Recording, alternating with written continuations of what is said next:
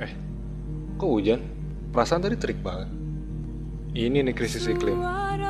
Kita bahkan udah nggak bisa lagi memprediksi cuaca. Pola hujan berubah. Permukaan laut meninggi. Suhu udara otomatis meningkat. Jika emisi gas rumah kaca terus meningkat dengan cepat, krisis iklim dapat mengubah tanaman kopi Arabica liar tersebut, yang tadinya terancam punah, bakalan punah di akhir abad ini. Kalau dibandingin saintis yang harus menemukan varietas kopi baru yang bisa bertahan di bumi yang lebih panas, atau petani yang harus memindahkan seluruh kebun kopinya ke tempat yang lebih tinggi, tugas kita sebetulnya jauh lebih ringan. Lakukan apa yang kita bisa. Dari hal kecil deh.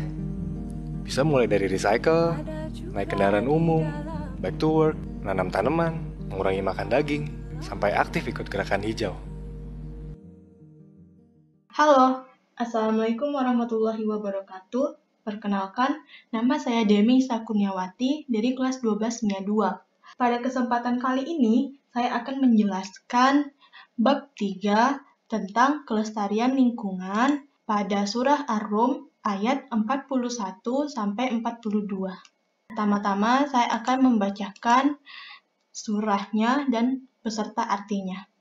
A'udzu billahi minasyaitonir rajim. Bismillahirrahmanirrahim. Zaharal fasadu fil barri wal bahri bima kasabat aydin nas liyudhiqahum ba'dhan ladzi 'amilu la'annahum yarji'un. Qul siru fil ardi fanzuru kaifa kana akibatul ladzina min qabl kana aktsaruhum musyrikin. Shadaqallahul azim. Yang artinya, telah nampak kerusakan di darat dan di laut disebabkan karena perbuatan tangan manusia, supaya Allah merasakan kepada mereka sebagian dari akibat perbuatan mereka, agar mereka kembali ke jalan yang benar. Katakanlah Muhammad, adakanlah perjalanan di muka bumi dan perhatikanlah bagaimana kesudahan orang-orang yang terdahulu. Kebanyakan dari mereka itu adalah orang-orang yang mempersekutukan Allah. Maha benar Allah dengan segala firman-Nya. Nah, pada awal video tadi kita telah melihat apa itu sekilas tentang krisis iklim. Nah, selanjutnya dilanjutkan dengan video pembacaan surah Ar-Rum ayat 41 dan 42. Lalu, apakah hubungan dari video-video tersebut? Oke, sebelum saya menjelaskan tentang apa hubungan antara krisis iklim dengan surah Ar-Rum ayat 41-42. Saya akan menjelaskan terlebih dahulu sebab dan akibat dari krisis iklim itu sendiri. Sebenarnya, krisis iklim itu adalah malapetaka yang akan datang. Yang disebabkan oleh siapa? Ya, manusia sendiri yang masih menggunakan bahan bakar fosil. Jadi, singkatnya itu, pembakaran bahan bakar fosil ini membuat kadar CO2 di atmosfer itu meningkat. Nah, ketika kadar CO2 di atmosfer meningkat, maka suhu itu juga ikut meningkat atau naik. Nah, itulah yang disebut dengan pemanasan global karena meningkatnya suhu. Apa faktor-faktor dari pemanasan global?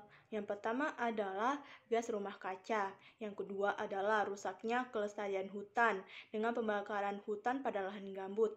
Dan yang ketiga adalah menipisnya lubang ozon. Sebenarnya kita itu telah banyak mengetahui sebab dan akibat dari pemanasan global itu sendiri.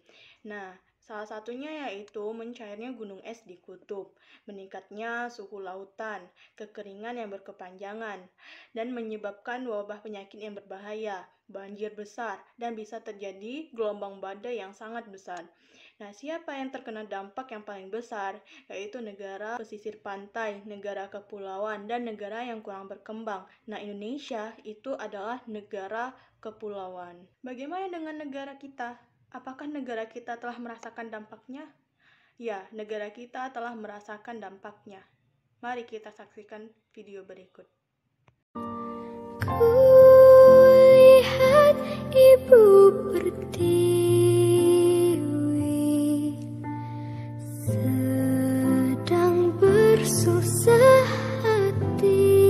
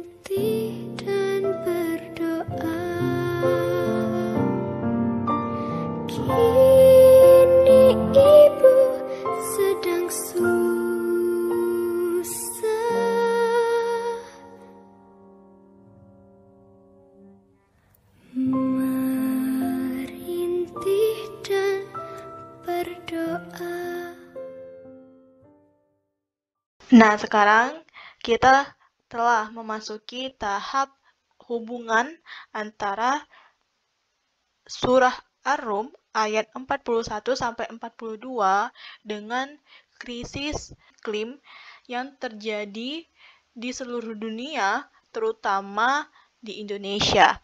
Nah, pada ayat ini Allah menunjukkan bahwa telah terjadi kerusakan di muka bumi, baik di daratan dan lautan.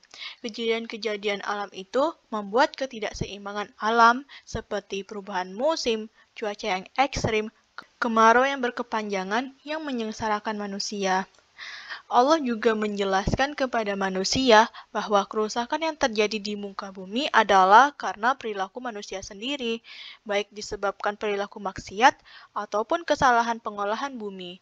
Namun demikian, Allah memberikan kemungkinan manusia untuk sadar dan kembali ke jalan Allah setelah merasakan sebagian dari akibat perilaku mereka. Allah juga memerintahkan kepada manusia untuk merenungkan kejadian-kejadian yang dilakukan oleh orang-orang musyrik di masa lalu. Itulah pembahasan saya mengenai surah Ar-Rum ayat 41-42. Sekian, terima kasih. Wassalamualaikum warahmatullahi wabarakatuh.